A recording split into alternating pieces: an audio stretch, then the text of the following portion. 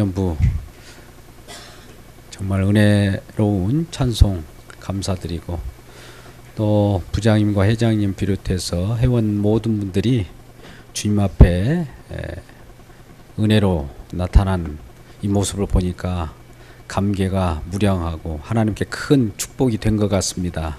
옆분을 다시 한번 축복합시다. 주 안에서 축복합니다. 인사하겠습니다. 네, 할렐루야. 네, 올 한 해가 가기 전에 우리 청년들의 헌신이 우리 주님께서 기뻐 받으시는 귀한 결실이 된 줄로 믿습니다. 오늘 이 마음을 품으라 이라는 제목, 이 마음을 품어봐 라고 하는 젊은이들의 버전으로 제목을 정해 봤습니다. 여러분은 뭘 품고 있나요? 주로 품고 있는 것이 강아지인가요? 고양이인가요? 인형인가요? 동물처럼 알을 품는 것도 아니고 이 마음을 품으라 라고 하면서 답이 무슨 마음이라고 합니까? 그리스도 예수의 마음이라고 분명한 답을 주고 있습니다. 그리스도 예수의 마음은 어떤 마음일까요? 그는 하나님이신데도 불구하고 하나님의 아들로서 이 땅에 오셨습니다.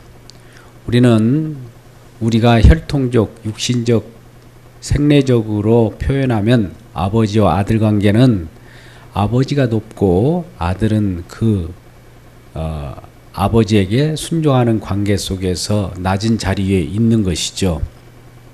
우리가 느끼는 이 세상의 법칙은 말입니다. 그런데 하늘의 세계는 아버지와 아들은 동등한 분이십니다. 또 아버지와 아들과 또 함께한 성령 하나님도 동등한 분이에요. 모두 영광은 같이 받는 분이에요. 근데 창세 전, 이 세상을 창조하기 전부터 이 아버지와 아들 관계는 종속 관계로서의 이 땅에 내려오기로 약속을 합니다. 하나님이 어떤 계획을 하면 그 약속한 것이 이 세상에 실현되는 거예요. 구현되는 장소가 세상이라는 것이죠. 그래서 이 땅에 아버지의 뜻에 복종하고 순종하는 그 마음으로 그 일을 하신 분이 예수님이셔요. 그래서 오늘 뒤에 보면 7절, 자기를 비워 조용의 형체를 가지사 사람들과 같이 되셨다. 하나님인데 사람으로 되셨다는 것이죠. 하나님은 전능하신 분이고 높으신 분이고 천하 만국을 주장하신 그분인데 사람으로 오셨답니다. 사람이라고 하는 것은 낮고 낮은 이 땅에 처한 자들 아닙니까? 근데 하나님께서 사람과 동일하게 되셨어요. 즉 사람으로 오셨어요. 하나님인데 어떻게 사람으로 오실 수 있을까요? 하나님이시니까 가능한 거예요. 완전한 하나님이 사람으로 되어서 오셨으니 그 이름하여 예수 그리스도입니다. 근데 하나님이시면서 이 땅의 낮은 곳에 이렇게 내려오셨을 뿐만 아니라 이 땅에 내려오신 그 뜻을 하나님께서 펼쳐 보여주시고 이 아들 예수로 하여금 아버지의 뜻을 행하게 하십니다. 그건 바로 죽으심입니다. 8절에 사람의 모양으로 나타나사 자기를 낮추시고 죽기까지 복종하셨으니 곧 십자가에 죽으심이라. 예수의 마음은 이렇게 표현된 겁니다. 하나님의 마음은 예수로 표현되었고 그리스도 예수의 마음은 이와 같이 사람이 되는 것으로 구현되었고요. 십자가의 죽으심으로 나타났습니다. 자, 우리의 마음은 행동으로 나타나게 되어 있어요. 저와 여러분이 어떤 것을 꿈꾸게 되면 그 꿈꾸는 것이 이루어지잖아요. 그 마음이 어떻게 담아져서 나타나는 그 현장이 꿈꾸는 현장이 이루어지는 곳이에요. 그래서 하나님의 마음이 이 땅에 표현된 것이 죽으심이시고 하나님 뜻을 복종하는 거예요.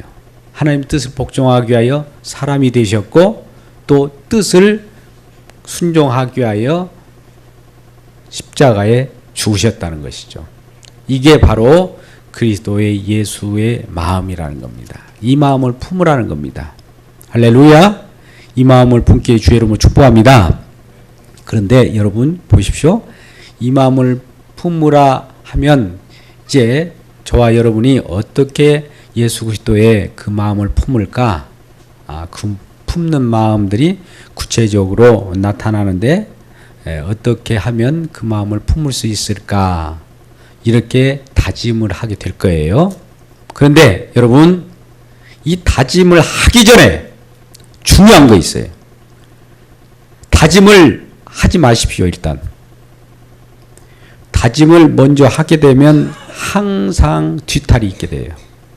그러면 어떻게 해야 되느냐? 그리스도 예수 안에 들어오셔야 돼요. 여러분 그리스도 예수 안에 들은 줄 믿습니다. 예수를 믿어야만 그것이 나타나는 거예요. 자, 은혜를 받으면 예수가 믿어져요. 우리는 에베소 2장 8절 그의 은혜를 인하여 믿음으로 말미암아 우리가 구원을 얻었으니 라는 말씀을 합니다. 자, 하나님의 은혜를 입으면 우리에게 믿음이 생겨서 그 예수 안에서 생활하게 되는 겁니다. 자, 하나님 아버지와 아들과 관계 속에서 그리스도 예수의 마음이 나타났어요.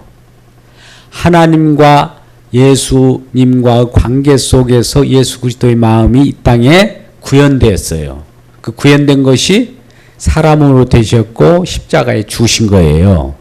그러면 우리도 예수를 믿는 믿음 가운데 예수님과 관계 속에서 이 얘기해야 우리 모든 삶이 복된 삶이 되는 겁니다.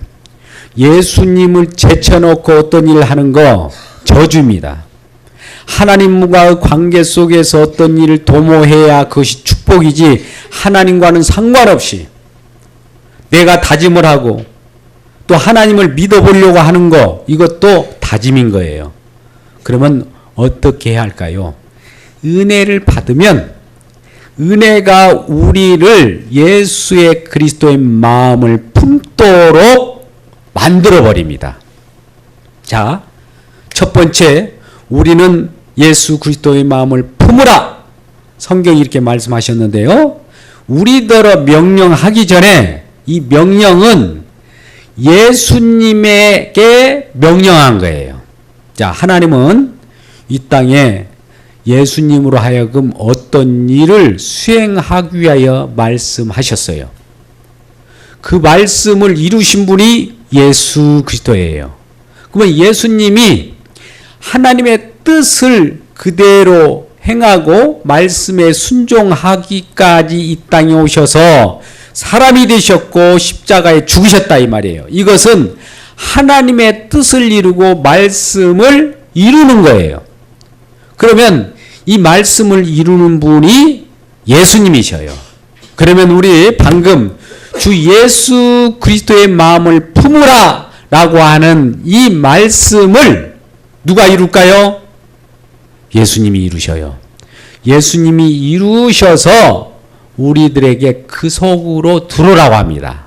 그게 바로 1절에 그러므로 그리스도 안에 믿음 안에 있으라는 거예요. 믿음 안에 있으면 저절로 이런 일이 일어납니다.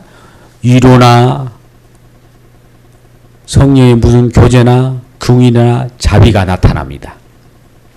그러면 그리스도 예수 안에 있으면 이러한 자비가 나타나서 어떤 일을 만들어내냐면 마음을 같이 하게 됩니다. 2절 또 같은 사랑을 가지고 뜻을 합하여 한 마음을 품게 됩니다. 자, 우리가 한 마음을 못 품는다. 같이 예수 믿는 사람들끼리 같이 있지 않을 경우가 많아요. 그리고 마음을 같이 할 수 없다. 예수 안 믿기 때문에 마음을 같이 할 수 없어요. 그리고 같은 사랑을 같이 하고 뜻을 합할 수가 없다. 예수를 믿는 믿음 가운데는 하나로 만드는 하나님의 역사가 있는데 예수 안에 있지 않기 때문에 하나가 안 되는 거예요. 그러면 오늘날 다툼이 있다라고 하면 과연 내가 예수를 제대로 믿고 있는가를 점검하시길 주의 이름으로 축복합니다. 그리고 이러한 자들은 항상 3절 아무 일에든지 다툼이나 허영으로 하지 말고, 이거 명령이 아니에요. 이 명령은 지금 예수님께 하신 명령이 다시 되돌아온 거예요. 아무 일에나 무슨 일이든 다툼이나 허영으로 하지 않게 되고 또 겸손한 마음으로 각 사람을 자기보다 낮게 여기게 된다라는 거예요. 자, 우리는 남을 나보다 낮게 여기보다도 내가 남을 딛고 쓰려고 하잖아요. 그런 마음이 있죠? 그 예수의 마음이 아니에요. 은혜를 받으면 남을 나보다 낮게 여겨요. 그러면 우리가 자칫 남을 딛고 내가 일어서려고 할 때는 예수 밖에서 내가 지금 놀고 있구나 라고 생각하면 돼요. 그러면 하나님 예수 안에 믿음 안에서 행하게 해주세요 라고 기도가 나와야죠. 그러면 예수 안에서 생각하고 행동하는 것은 남을 나보다 높게 여기고 낮게 여기면서 나는 겸손해지는 겁니다. 두 번째는 4절에 각각 자기 일을 돌볼 뿐더러 여러분들이 일을 각자의 하는 소임이 있을 거예요. 하나님 주신 사역, 사명이 있습니다. 부여된 임무를 각자 하게 된다 이거예요. 그리고 또 은혜 받은 사람은 자기 일뿐만 아니라 다른 사람의 일까지도 돌봐주게 돼 있어요. 자, 여러분 일만 하십니까? 아니면 옆분에 또 주변 사람을 돌아보아 그들이 일을 도와줍니까? 도와준다면 그리스도 예수에 있는 자예요. 그러면 내 일도 제대로 못하고 남에게 신세를 지킨다라고 한다면 이것은 예수 밖에 있는 일이라 이거예요. 그러니까 예수 그리스도 안에 있는 마음을 품으라고 하는 그 품을 때 나타나는 현상이 남을 낮게 여기고 내가 겸손하고 또 내 일을 충실히 할 뿐만 아니라 남의 일을 도와주고 돌봐주는 이것이 이루어진다면 예수 그리스도의 안에 있는 자들입니다. 여러분 과연 그러한 예수 그리스도의 안에 있는 자입니까? 네, 옆분에게 인사합시다. 예수 그리스도 안에 있는 자 맞습니까? 인사해 보겠습니다. 예수 그리스도 안에 있는 자 맞습니까? 네. 오늘 예수 그리스도의 안에 있는 자는 남을 낮게 여기고 내가 겸손하고 또 내 일을 충실히 할 뿐만 아니라 남의 일까지 도와준다고 하는데 오늘날 우리 청년들 젊은이 세대는 내 일도 제대로 못하는 경우가 있어요. 또 내 일을 남에게 맡기고 이렇게 편의주의로 나아가는 경우가 많습니다. 이게 하나님께서 오늘 우리들에게 강하게 책망하는 말이에요. 그래서 오늘 그리스도 예수의 마음을 품으라고 하는 것은 예수님이 어떤 마음을 가졌기 때문에 그랬느냐, 그 마음이 어떻게 행동으로 나타났느냐 하는 것은 예수님께서 아버지 하나님께 순종하기를, 복종하기를 죽기까지 순종했다 이 말이에요. 그 마음이 있어서 우리도 다른 사람을 순종하기까지 낮게 여길 수가 있는 거예요. 그 마음을 품으라고 했으니까. 또 예수님은 하나님이신데 이 땅에 낮은 자리까지 내려왔어요. 그러면 저와 여러분도 이 땅에서 많은 사람이 당신이 최고입니다, 잘합니다, 당신은 사랑받기 위해 태어난 사람이라고 칭찬할지라도 그 마음을 받을지라도 내 마음은 다른 사람을 더 높이고 그분을 위하여 기도해주고 그래야 되는 겁니다. 우선순위가 달라졌죠? 그게 바로 예수 그리스도의 마음입니다. 그래서 9절에 이러므로 하나님이 그를 지극히 높여 모든 이름 위에 뛰어난 이름을 주셨다. 자, 이러한 예수 그리스도의 마음으로 살아가는 저와 여러분이 계신다면 하나님께서는 여러분들을 최고 높일 거예요. 최고 우등으로 높입니다. 우리는 우리 스스로 높이려고 하면 하나님은 우리를 가라앉혀요. 근데 내가 낮아지면 하나님이 높이셔요. 그래서 예수님께서도 하나님 아버지의 뜻을 따라 복종하셨기 때문에 10절 하늘에 있는 자들과 땅에 있는 자들과 땅 아래에 있는 자들로 모든 무릎을 예수의 이름에 꿇게 하셨어요.